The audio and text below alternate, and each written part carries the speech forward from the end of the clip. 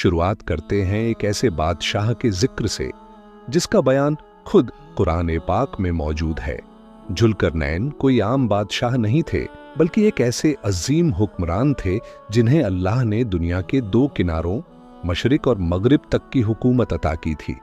उनके सफर के वसीले भी हैरतंगेज थे। उनके लिए बादलों को मुसख्खर कर दिया गया था और उनके रास्ते की हर रुकावट अल्लाह के हुक्म से दूर कर दी गई थी। जुल्करनैन का मतलब है दो सींगों वाला या दुनिया के दो किनारों तक पहुंचने वाला। अपनी तमाम ताकत के बावजूद वो बेहद आजिज थे।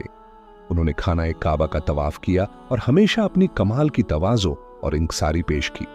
एक फरिश्ते के बताने पर जुल्करनैन और हजरत खिज्र अलैहिस्सलाम आबे हयात यानी जिंदगी के चश्मे की तलाश में अंधेरों की सरजमीन की तरफ निकल पड़े।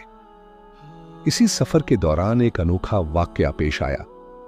एक अंधेरी वादी से गुजरते वक्त जुल्करनैन ने अपनी फौज को हुक्म दिया कि रास्ते में जो भी चीज तुम्हारे कदमों से टकराए उसे उठा लो। कुछ सिपाहियों ने ज्यादा उठाया, कुछ ने थोड़ा और कुछ ने आलस में कुछ भी नहीं उठाया। लेकिन जब सुबह हुई और रोशनी फैली तो सबके होश उड़ गए। वो मामूली पत्थर नहीं बल्कि खरा सोना था।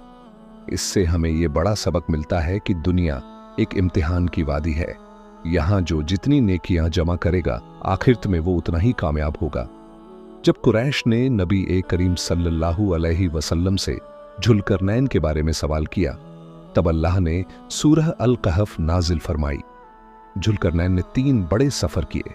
अपने सफर के दौरान वो उस मुकाम तक पहुंचे जहां सूरज कीचड़ भरे चश्मे में डूबता नजर आता था। फिर वो एक ऐसी कौम के पास पहुंचे जिनके पास धूप से बचने का कोई साया न था। आखिर में वो 2 पहाड़ों के दरमियान एक ऐसे इलाके में पहुंचे जहां के लोग याजूज और माजूज के जुल्म से परेशान थे। उनकी मदद के लिए जुल्करनैन ने लोहे के बड़े टुकड़ों और पिघले हुए तांबे का इस्तेमाल करके एक ऐसी मजबूत दीवार खड़ी कर दी जिसे याजूज माजूज आज तक तोड़ नहीं सके। रिवायतों में आता है कि याजूज माजूज हर दिन उस दीवार को खोदते हैं, लेकिन हर रात अल्लाह उसे फिर से पहले जैसा मजबूत कर देता है। लेकिन कयामत के करीब जब वो अल्लाह की मर्जी से इंशाअल्लाह कहेंगे, तब वो दीवार टूट जाएगी और वो बाहर निकल आएंगे। कयामत की 10 बड़ी निशानियों में से एक दज्जाल का ज़हूर भी है। वो 40 दिनों तक जमीन पर फसाद और फितना फैलाएगा।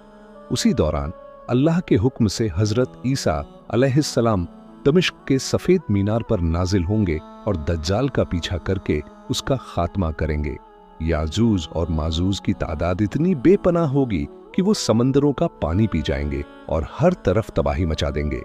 तब हजरत ईसा अलैहिस्सलाम और मोमीन अल्लाह से दुआ करेंगे। अल्लाह उनकी दुआ कबूल फरमाएगा और उन जालिमों की गर्दनों में छोटे छोटे कीड़े पैदा कर देगा, जिससे वो पूरी कौम एक ही रात में हलाक हो जाएगी। उनकी लाशों से जमीन भर जाएगी। तब अल्लाह बड़े परिंदे भेजेगा जो उन्हें उठाकर दूर फेंक देंगे और तेज बारिश से जमीन पाक हो जाएगी। इसके बाद दुनिया में अमन और बरकत का वो दौर आएगा जब एक अनार पूरे कबीले के लिए काफी होगा और हर तरफ खुशहाली होगी। लेकिन कयामत की घड़ी यकीनन बहुत सख्त होगी।